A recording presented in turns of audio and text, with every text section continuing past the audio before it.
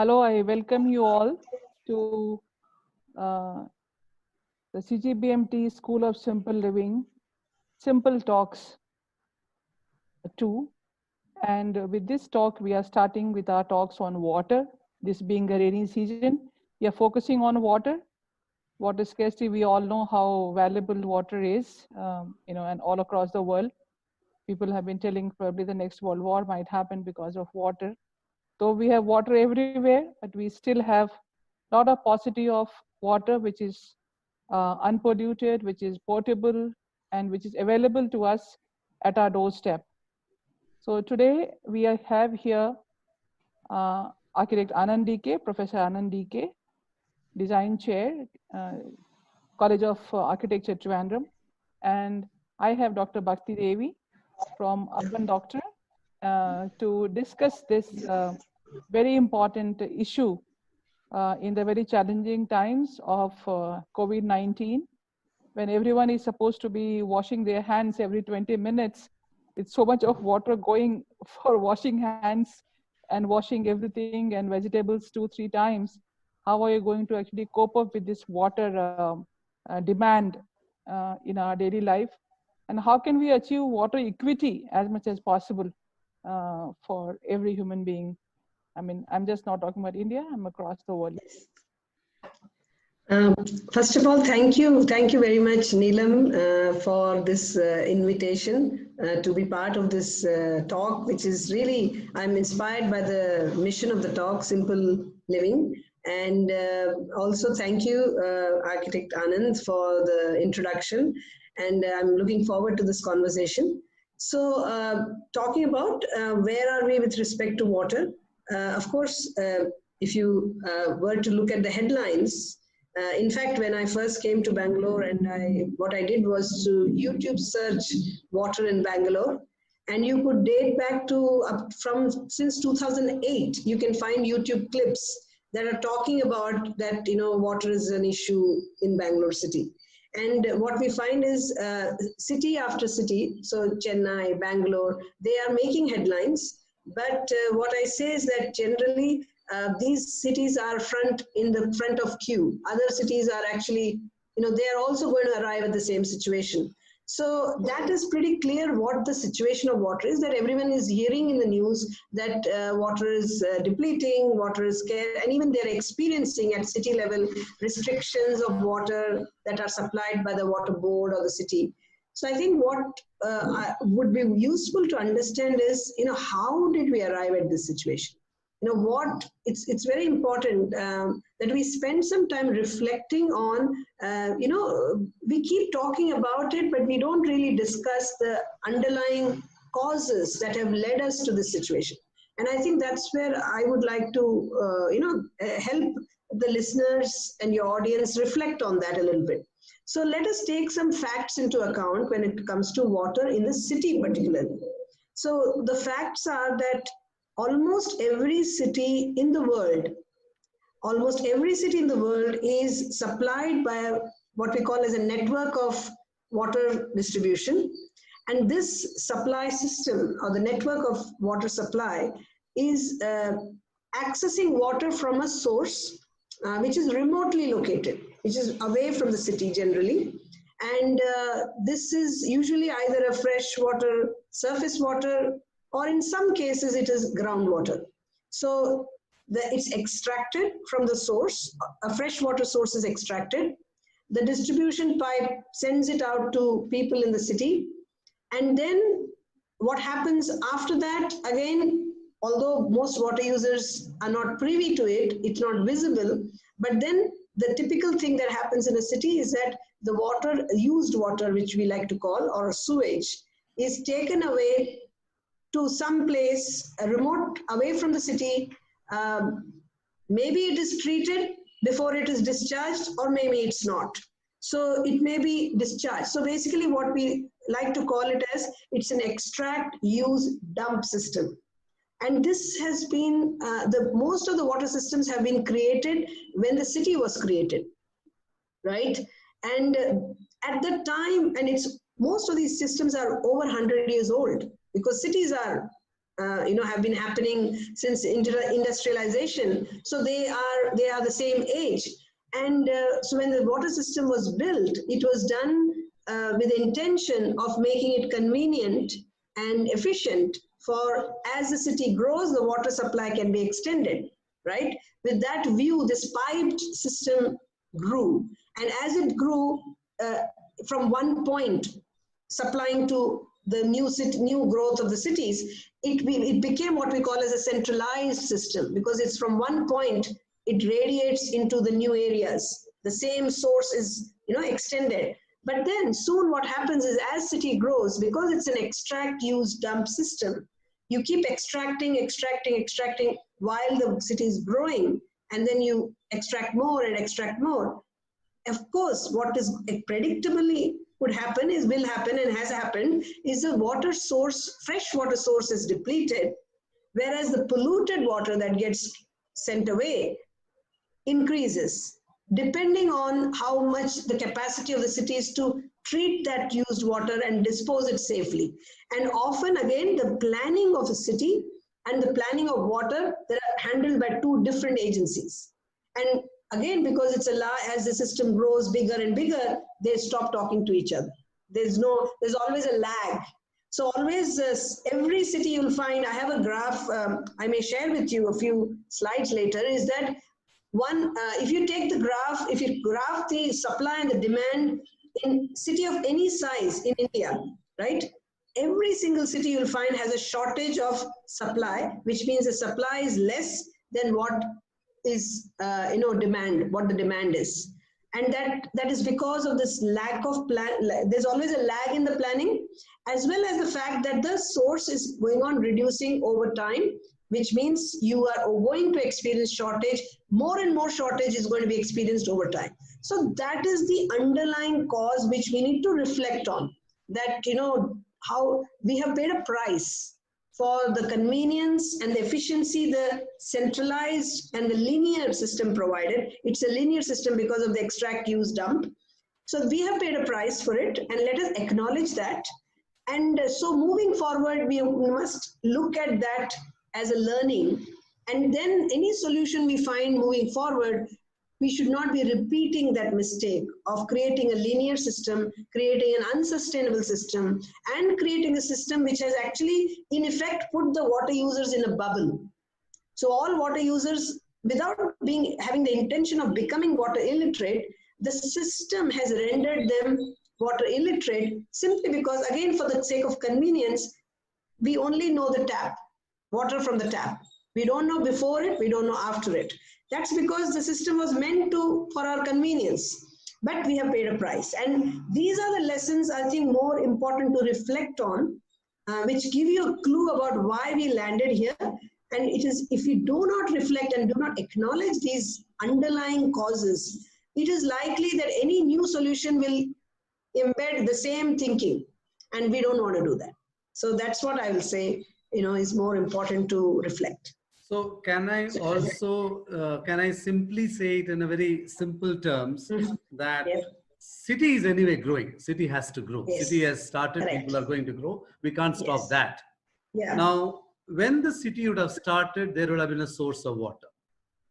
Yeah. Now that source of water is not perennial, or even if it is perennial, there is a certain rate of flow of this thing. Exactly. The demand the of the volume was much larger than what I could extract.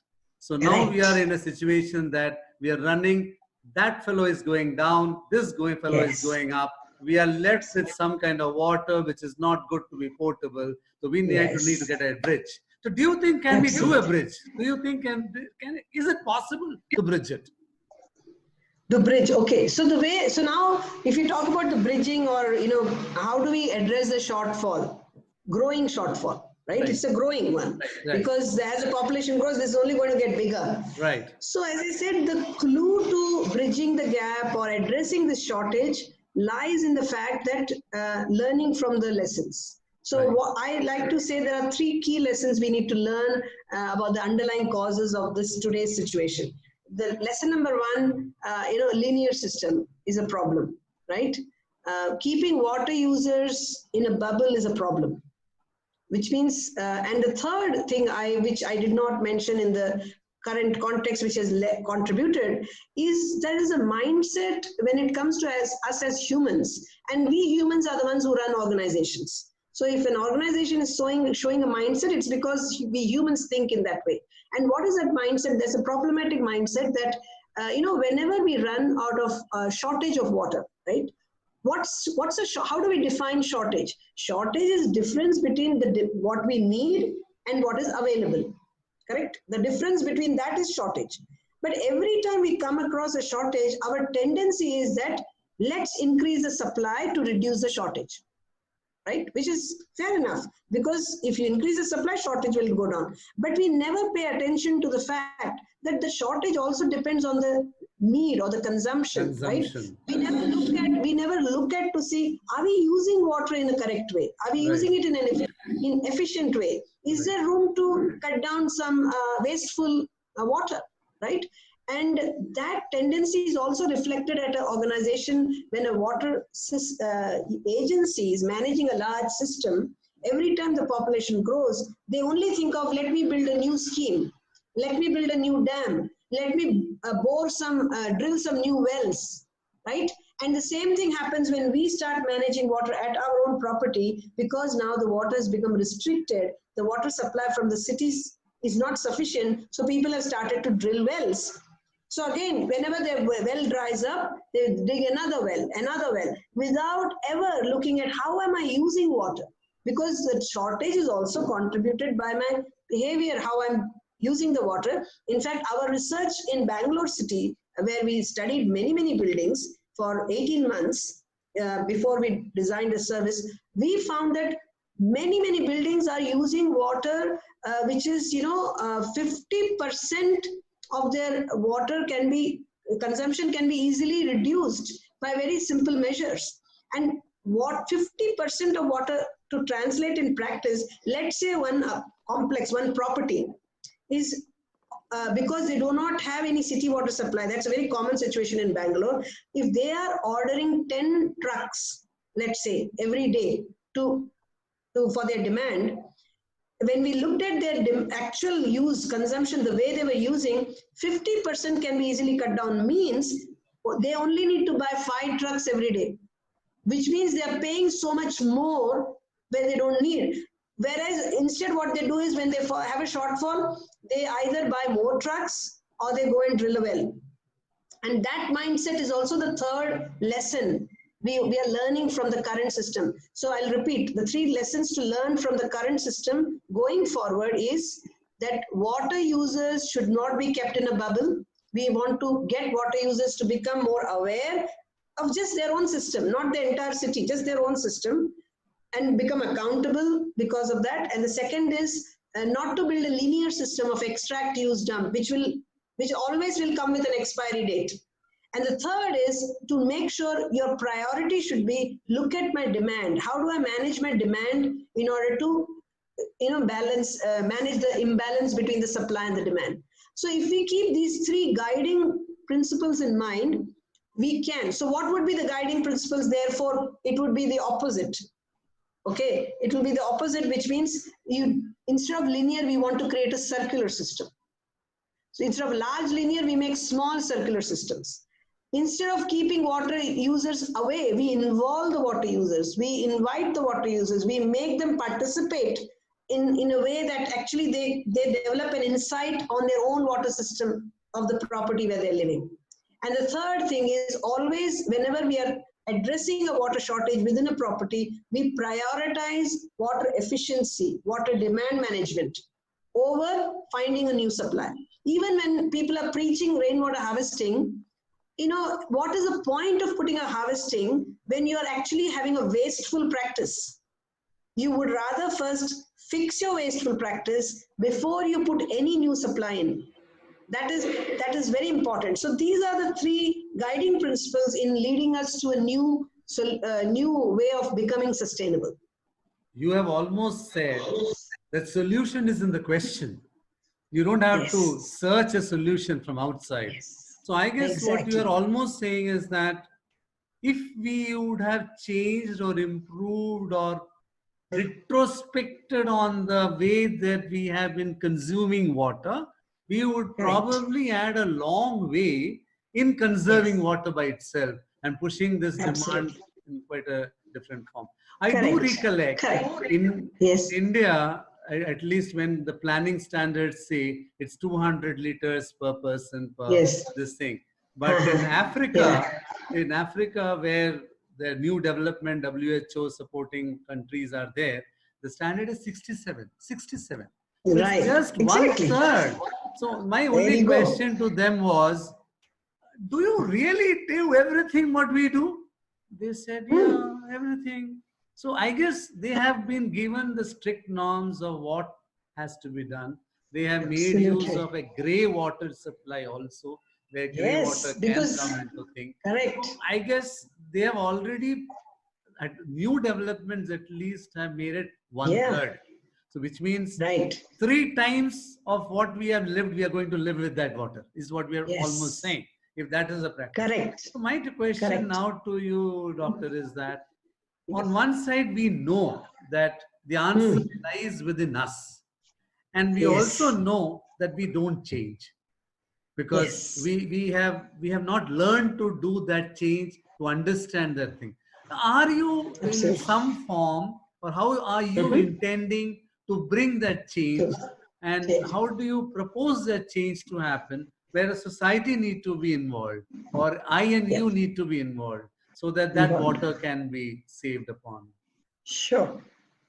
No, it's the question that, the initiative that I have founded called the Urban Water Doctor. The entire mission of that Urban Water Doctor is to dwell and contemplate on this. How do we make this shift? And why is it that such an important question? Because we are very fortunate to be in times where technical solutions are plenty in order to create those circular systems, or to create a system that is not linear. And just to clarify to people who may not fully understand what I mean by circular system means you are treating water of every kind within your property as a resource, right? Whichever is your boundary of control. As a city, if you are a city agent, then within the city, every single drop of water of any kind, be it rainwater, be it storm water that has come off the roof and off the roads, be it sewage, whatever water is treated as a resource. And the reason we want it to be treated as a resource simply because water has got this unique quality that the nature is provided, which makes water I like to call as a redeemable. It is, you can recover water, you can recycle water, you can reuse water. So you are able to, and why? How can you do it? Because by simply through a technical intervention, all you need to do is you're separating the contaminant which makes it the stormwater, the sewage, all these other labels that it derives. When water becomes, the reason it's called sewage is because water has got something in it, unwanted things in it. That's what then becomes labeled as sewage. Then when the water from the rain runs off the road, it gathers some contaminants, and therefore the same water is labeled as storm water, right? Once you remove those contaminants, it is still water. And the good news, as I'm saying, we are very fortunate that in today's times, technical solutions are plenty. The other good news is these technical solutions are not as exorbitant, priced, or they're very affordable solutions, right? So given that, the challenge is not technical, not financial, but the challenge is how do we get the water users to take action in order to start creating these circular systems. So this is, as I said, our Urban Water Doctor's main mission, that how do we facilitate? And first thing we do, and this is what we have chosen and it has worked for us. First thing we do is we have acknowledged that the people, the reason they have not able to make that change, we have to acknowledge that the shift that we are asking people to make, going from a dependent linear system as a water user, I like to say trapped in a bubble without knowing anything much. Now we are saying, create your own system, right? So that's a large shift. That's a big shift. So let us first acknowledge and be empathetic to the water users that it is going to require a bit of hand holding instead of saying that we just need to preach. So what we have been trying as of today is keep preaching rainwater harvesting, keep preaching close the tap when you're brushing. That doesn't achieve action, because as humans, you have conditioned them. First, you condition them by the system, you condition them by, not knowing anything how the water works, not counting water, not measuring water, not paying for water. And now you expect that the preaching will yield some impact? No, that doesn't happen. So we have to acknowledge that first. And once we've acknowledged that, then we start to think, okay, how do we create tools and ways of facilitating conversation with the water users in a way that actually starts to provide them insights into their own system with evidence from their own property. And that insight, and we have faith in the intelligence of people. We don't give up by saying, oh, people never change. No, you haven't figured out how people behave. That is why they don't change, because you think they will change by providing information, by providing guesswork or preaching. But no, we believe that if people are given the right insightful information by involving them, then and also prompt them into thinking. So we never make conclusions for them, but we help them realize and come to their own conclusions. Then there is scope to change. There is definitely people do change, and that is what we have been experimenting with various tools to create those conversations at the property level, because it's a community. At a small scale, we engage one community at a time, and as communities come on board, then we want people to be inspired to act or provoked to act or triggered into action. And what is going to cause those triggers is what we are constantly looking for, new ways to provide that so that they trigger into action through their own realizations. So it's a slow process, but it's doable. Yeah, I think, Doctor, you have emphasized three things actually. One, the big city, big network, which is fixed at one point, giving away everybody may not be the best way. It needs to be divided into smaller pockets and smaller circuits.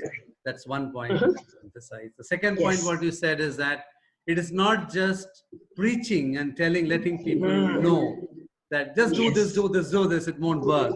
So if you can engage them, educate them, and tell them that what does it mean when you change your practice, and how does it translate to and getting back ourselves into the nature and and probably saving out whatever we can and increase the availability of water for future generations. Absolutely. And the third thing that you said very promptly is that all this is possible now. It's not that it is impossible. They're all available.